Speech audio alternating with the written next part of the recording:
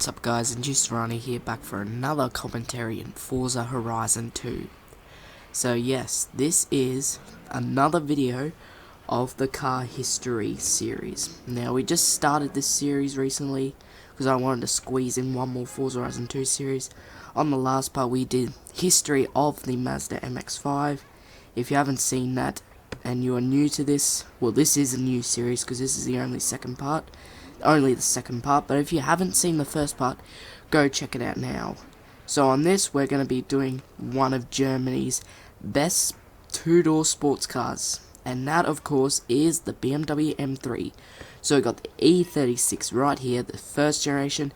You got the latest one here, the F80. Yes, I know what you're thinking. If you're not so much of a fan of BMW, this is not an M3, it says M4. Well, this is just basically the exact same as the new M3. So we got the E92 version of the M3, and we got the E46 version of the M3. That's the second gen, and the E92 is the fourth gen. So we're going to be taking a look at all four of those cars in the interior as well as exterior, taking them for a test drive. And yes, there's also a third generation M3, sorry. So we're going to take a look at all those, so starting in the first one. And yes, there's also third generation M3, but unfortunately it's not in this game, so we can't review it. But it will be in Forza 6.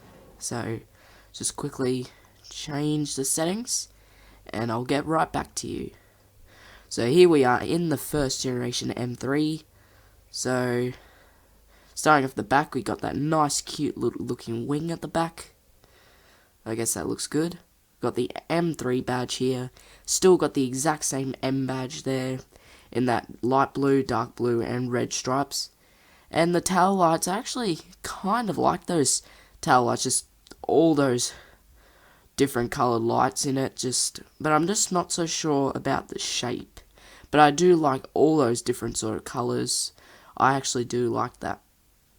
And we got only one exhaust pipe down there, and that's it. So not bad. The side, we have a pretty decent looking side. Door handle is okay. Just a black door handle, which I kind of like. But yeah, looking at the side like this, looks pretty decent for a 1990s car. So that's quite impressive, sort of. And the rims, we just got those black. We got the black rims that are a bit like the rims on an old Ferrari with those sort of lines there, I don't know. Those small line creases as the rim, the small lines, those small thin rim lines as the rims, like the rims on a bike, an old bike. So here we are looking at the front. We got a nice looking front. We got two looking headlights. One is turned on, one is not, because one of them's light, the other's just, I don't know. And just the two BMW grills, I'm not really sure about them this year, and I'm not sure about this radio grill. Looks like it's got 6 teeth down there. The indicator's not sure about that either. Oh, before we exit our photo mode, just quickly looking around it one more time. And I forgot to say about the rear view mirrors, I'm not really sure about the way the white part kind of looks like it's just stuck onto the window from the white part. But I guess that looks alright. Alright, so let's move on to the interior. So we got, of course, a simple interior for 1990s. Simple interior just like on the first generation MX-5. Not very much, except the middle console doesn't glow green, and the gauges don't go green, unlike the first MX-5, but the gauges do go red, and they look nice and simple, with a nice and simple steering wheel with it, with the BMW badge there. So that's pretty good. Let's listen to it.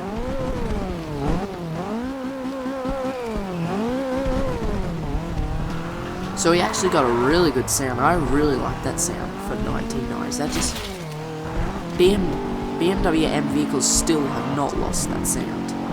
Still got that magnificent sound there. Always have, always will be, hopefully. And this car does have really good grip. And I haven't really gotten to know this car that much, but now I'm starting to get to know it right now. It's pretty damn good. Better than I thought. And it's quite fast. Obviously not the fastest vehicle back then, because back then in 1991, the fastest vehicle, I believe, it was 1991 was a year or two before the McLaren F1, the fastest car the world had ever seen. So this was pretty fast for 1990s, not the fastest though, just like how the new M3 is not the fastest today, but still is pretty fast. And if this were 25 years ago, this would be pretty fast, but not the fastest car in the world. And the new M3 today is pretty fast, but not the fastest car in the world. Not as fast as the Begay Veyron, and this nowhere near as fast as the Begay Veyron, and this is nowhere near as fast as a McLaren F1. But we're not talking about that, we're just talking about the M3. So we haven't got the best grip, I would say, but we have decent handling and drives pretty well. So I'm actually really impressed with this car. I really am. So just like in the MX-5, we just go the same route across Castelletto. So yeah, I'm thinking of, for the next one, please you guys leave some suggestions of what I should do. I'm running out of ideas. I'm thinking I should do it on, thinking of doing ideas on the Skyline. Yeah, the Skyline. And I'm also thinking of, I might sound crazy here, but I'm also thinking of doing the BMW M5, which is just basically like the M3 except 4-door version of it. And they've been around for both just as long. So I should compare those too. That will be pretty good. And the Skyline will be pretty good too. Maybe the Scirocco? I don't know. Depends how the series goes, and depends how much time I have to make more episodes when Forza 6 is out. So I won't have time to make a lot of episodes when Forza 6 is out, because like I said in my last video, I did say that I'll only make a Forza Horizon 2 video every second week, but that won't be straight after Forza 6 comes out in mid-September. That'll be about October, when I've gotten to know Forza 6 more. I'll start making more Forza 6 videos and less Forza Horizon 2 videos by early October, early or mid-October, when I start to really get to know Forza 6. So we have some good drifting there, but now it's time to move on to the next M3. The second generation one, aka the E46. Okay, and I just remembered we forgot again, just like on the last episode, forgot to take a look at the specs on the first one, and we have to go back and look at them before moving on to the second one. But that's okay, I guess, because we got a speed of 5.8, so pretty decent, good speed, like I said. We got a handling of 6.3, so decent handling. Just like the MX-5, decent speed and decent amount of handling for the speed. Really good acceleration and really good launch, just like on the MX-5. And really good braking, just like on the MX-5. So there are some features on this that have the same sort of touches as one of Japan's best two-door roadsters. So that's pretty good. I guess maybe they were rivals, the MX-5 and the M3 in the 90s. So that's actually pretty good. And the speed, let's just take a look. So we got 215 horsepower. We got decent amount of horsepower. We got just as much horsepower as on a Porsche 944 Turbo, which is actually pretty good. Got 180 pound-foot of torque, so about 30 less torque than power. But on the MX-5 we had about the same amount of torque and power. And now let's move on to this one. We got 321 horsepower, so we got 100 more power than on the first generation one. 258 pound-foot of torque, so again less torque than power. 3,219 pounds, so it's actually lighter than the old one, because I forgot to say it on the lighter one, but I saw 3,700 pounds. This is about 500 pounds lighter, so that's really good. Really good. And we got 50% of the engine weight at the front, which is where I believe the font is. 50% font. And this is just really good car. And I'm going to be honest with you, maybe either this one or the 4th generation one, the E92, is probably my least favourite M3. But I don't know yet. We've got a speed of 6.7, so they have upgraded the speed quite a bit from 1st to 2nd gen. We've got handling, less handling than speed, so we probably won't get decent handling, but okay handling maybe. About the same amount of acceleration and launch as the first one, and not as good braking, slightly less braking than on the E36, because instead of having 7.6 we have 7.2. And this is actually surprisingly, because old BMWs like this one, like the old M3 and old M5, are B-class. And are quite fast for B-class cars. No, really fast.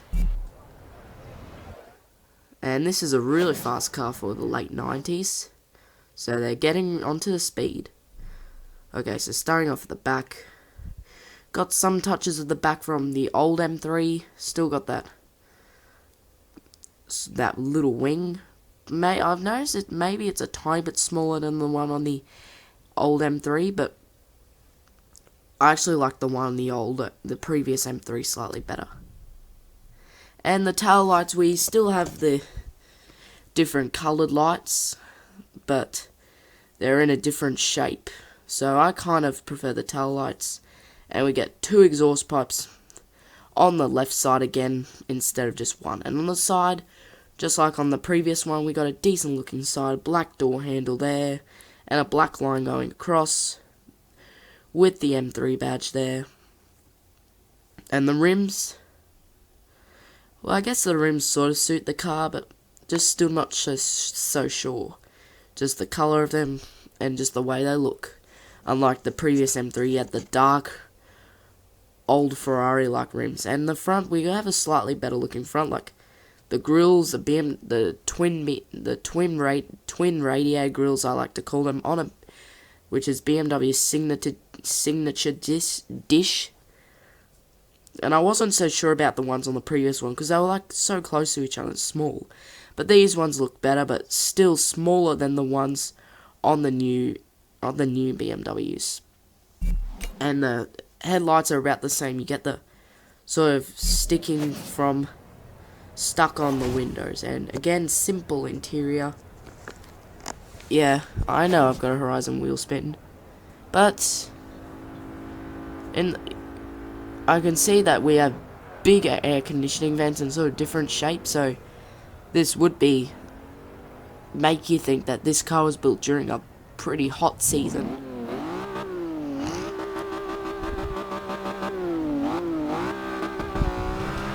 Voice cut out again, but still really good sound. Maybe I slightly prefer the sound of the previous one. I don't know, but still really good sounding. Even though this car is a better top speed, we've still got the same amount of acceleration and launch,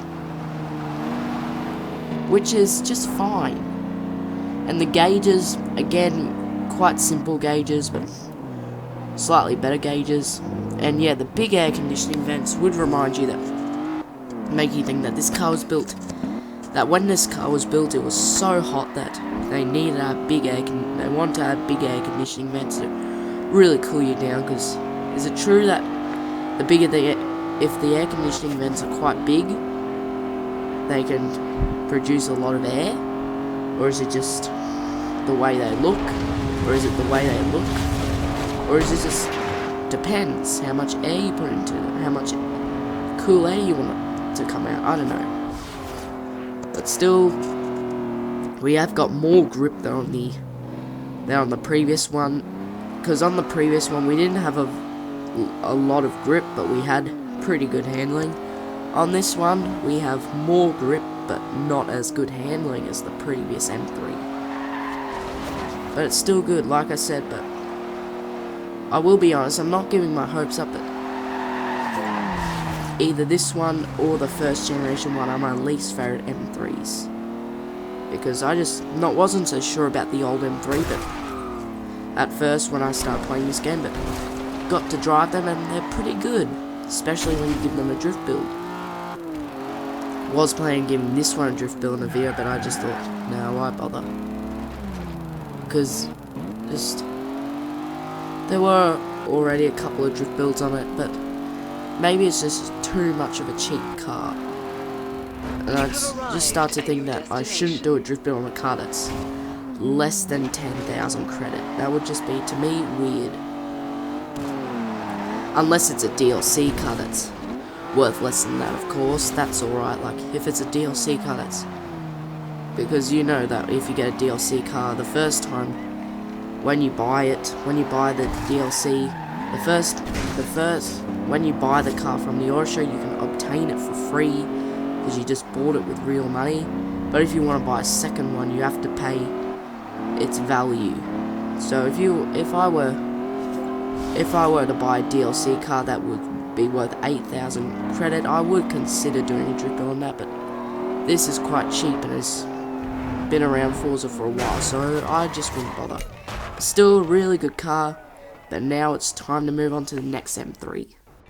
So here is the 2008 BMW M3 E92. So you also have the E90 and the E91. I believe the E90 is the convertible version and the E91 is the four-door version. I'm not sure. You can correct me if I'm wrong. But let's look at the specs. So we got a speed of 7.0, so they haven't really upgraded the speed, because they've only upgraded by 3% from the second to fourth generation, because this isn't even the third gen. Got 6.6 handling, really good acceleration, really good launch, and again, pretty good braking at 7.9 and 8.1 acceleration. That's pretty damn good. But still haven't upgraded the speed that much, and still haven't upgraded the acceleration that much. But they have upgraded the power only by 100 horsepower, but from the second to fourth gen. I wonder how much the third gen had. Well, I will find out in Forza 6. 295 pound foot of torque. So we got, again, 100 less torque than power. 3,649 pounds, so it weighs about the same as the first gen, but heavier than the second gen, or the E46. It's as heavy as the E36, the first gen, and heavier than the E46, the second gen. And we got 52% of the weight on the front. So let's hop into it. Did I press the wrong button? Oh, yes, I did. I meant to get in. I'm already in the car. Silly me. I'm already in it. I'm sorry, guys. So let's take a look at this nice looking car. Alright, so let's just change the units first. Okay, so starting off at the back, so this is remember, this is the fourth gen, not the third gen, because the third gen isn't in this game. But tail lights, we have got much different tail lights. We only have red and silver, so we haven't got all the different colors, just normal modern tail lights, I guess. We got that rear grille down there, and the new exhaust pipes again. So they have changed the exhaust pipes, and the side, just like the first and second gen, we got a decent look on the side. Longer though, and we haven't got the black dummy door handle. I don't like calling it the dummy door handles because you sort of have to put your hand under. But we have got nice silver rims. I like those rims. Suits the colour. So you gotta really pick a colour that suits the rest of the car, the interior, and even the rims. And we got the M3 badge on that intaker there, which is like on a Spitfire. That's what the Germans like doing. So we have got a new twin radiator grille there. They're bigger than on the second and first gen one, and they look better. And we got another radiator grille down there, and we got the nostrils on the bonnet, and we got nice, cute looking headlights, and the nostrils look good.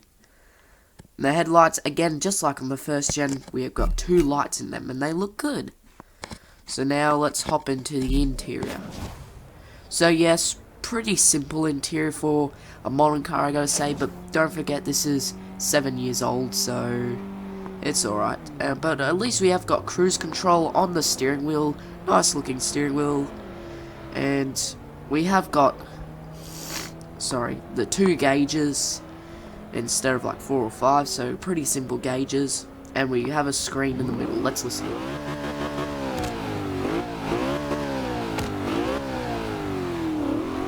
So really good sound there. Now I think the sound's better than both the E36 and the E46, aka the first gen and the second gen. Now I'm not sure I put it as my title, because with the MX-5 I put NA versus NB versus NC versus ND. Should I put E36 versus E46 versus E92 versus F80, or should I put first gen versus second gen versus fourth gen versus fifth gen? I don't know. Well, it depends how well known the title gets. But we have got a lot of grip in this thing, so they have really upgraded the gripping.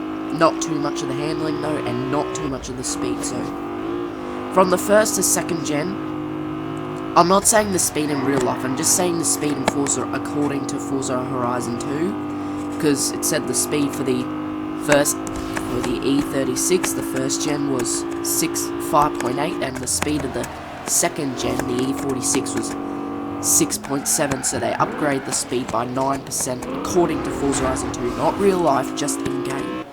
But from the second gen to fourth gen, they only upgrade the speed from 6.7 to 7.0, so they only upgrade the speed by 3%, and even when skipping another generation, even when this is not the next generation after the E46. So I wonder how much the speed was in this. I wonder how much the speed was in the third gen if we were in Forza Horizon 2. Would it be about the same amount as?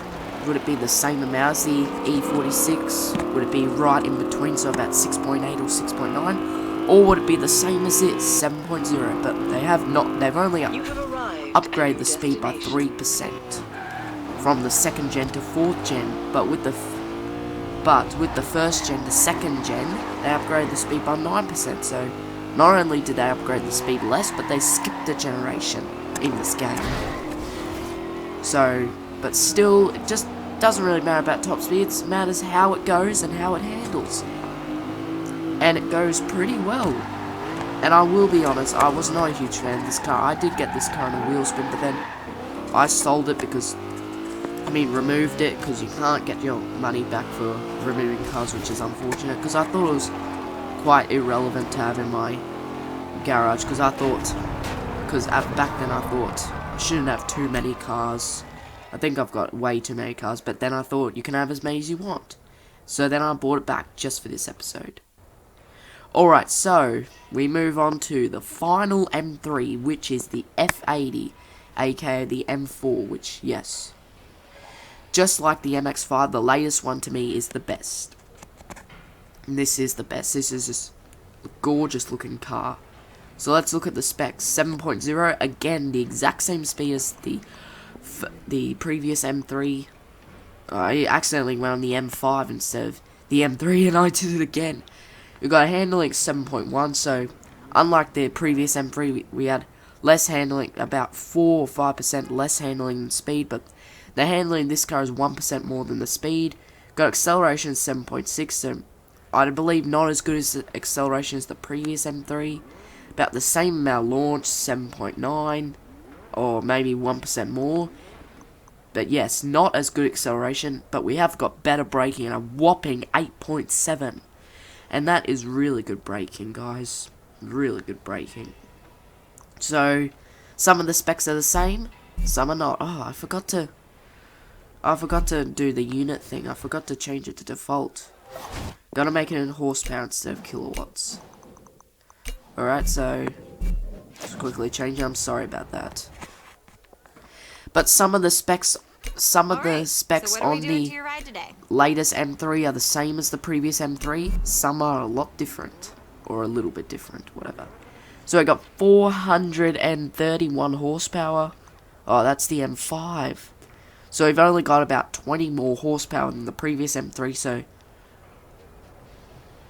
from the first gen to second gen, they upgrade the speed a lot, and they upgrade the handling by the power by 100. but we got 405 pound-foot of torque, so we have got more torque than the previous M3, and about the same amount of torque and power. We got 3,389 pounds, so it is lighter than the previous M3, and lighter than the first M3. No, actually, it's still a tiny bit heavier than the first M3, but lighter than the second gen M3 and the fourth gen M3, aka the E46 and the E92. So let's get in. Okay. So it's just gonna. This is the final car we take a look at, and tell you why it is the best. Well, that's just my opinion. You tell me which is your favorite M3. The E36, the E46, the E56, I believe, is the third gen, even though it's not in this game. The E92, or this one, the F80. So we've got different shaped taillights. They sort of curve up a bit, which is good. Still not too much different to the previous M3, except we had silver light below, but now we sort of got it little tiny one on the left side. So, kind of like that. The rest of the back, the middle part of the back, just the middle top part of the back again looks simple, and now we got, just like the previous M3, got double exhaust pipes on the left and right side. So, again, just in this colour, it's not a very noticeable door handle, but still, just like every M3, you got a decent look on the side when you take a look at it and you say, oh, that looks nice. But we got nice rims. Maybe I slightly prefer the rims on the previous M3, but still. And we got those nice sort of thinner headlights, like more frown look headlights, and the two radio grills I can see are, I'm not sure if I'm right, but either the same shape as the ones on the previous M3, or maybe tiny bit smaller. And we still got the radio grill below, like on every single M3 ever made. And we got a better looking interior, really good looking interior. I know this is maybe only new, but still really good. Really nice looking steering wheel. We got more cruise control, extra gauges, more stuff on the gauges, like digital stuff, all that. And I just love that. I like these gauges. They just look nice. Similar to the ones on the previous M3. And we got that sat-nav screen and all that stitching.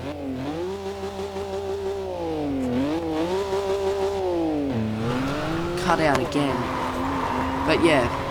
So I'd say the sound of this is probably just as good as the previous M3, but we did have a bit of a spin out when we launched off, a bit of drifting. But yeah, as I was saying, like the gauges maybe do look similar to the they do look similar to the two gauges on the previous M3, except the previous M3, of course, only had two gauges, had this sort of iron ring around it, and had no digital things, no digital speedometer, and no digital gear change. And I like the sat-nav screen in the middle, because it kind of looks like a tablet. They've added that on all new BMWs. The M1, the M2, the M1 hatchback, the M1 35i, which is the hatchback, the M2 35i, the M3, which is just basically a four-door version of this, the M4, this one, the M5, I think the M5, I haven't seen the latest M5, and I haven't really looked into it. I've looked into like the one in this game usually. I only look into cars that are in this game, to be honest. And the M6, so I see you do get that tablet screen in the middle, except the one in the M6 is double the size of the one in this. It's huge, the sat-nav tablet-like screen in the middle. It's double the size of the one in this. It's just humongous. But still pretty good. And Mazda have done the same thing with their latest cars, like the Mazda 3, Mazda 6, Mazda CX-3, Mazda MX-5. They've added that little tablet screen in the middle, which looks nice, but just completely different settings in it. Like, I don't think on the Mazda 3, yeah, someone did, I have seen someone review in real life the new Mazda 6, and they think that they think that apart from the Mazda logo, it would kind of fool you into looking at the interior of the BMW or Volvo or Audi. Yeah. But this is not a Mazda, it's a BMW. But still, new BMWs and new Mazdas have that sat-nav tablet-like screen in the middle, which I really like. And is really good, and has really good touchscreen. So yeah, Mazda and BMW are on a roll, and this is a really good car. Drives really well, sounds really good, and handles really well. No, that wouldn't count as drive, how it drives. But, oh, I thought it was going to be nighttime, because I really like to see the gauges glow at night. Because I just love it when these gauges glow. But anyway, that's the end of the video. Yes, at the end we usually go back to the garage, but we're going to keep driving just for the outro. But thank you guys for watching the second episode of my latest and final series of Forza Horizon 2 before Forza 6. If you enjoyed it, leave a like. If you enjoyed it even more, maybe even hit that subscribe button. It only takes a quarter of a second.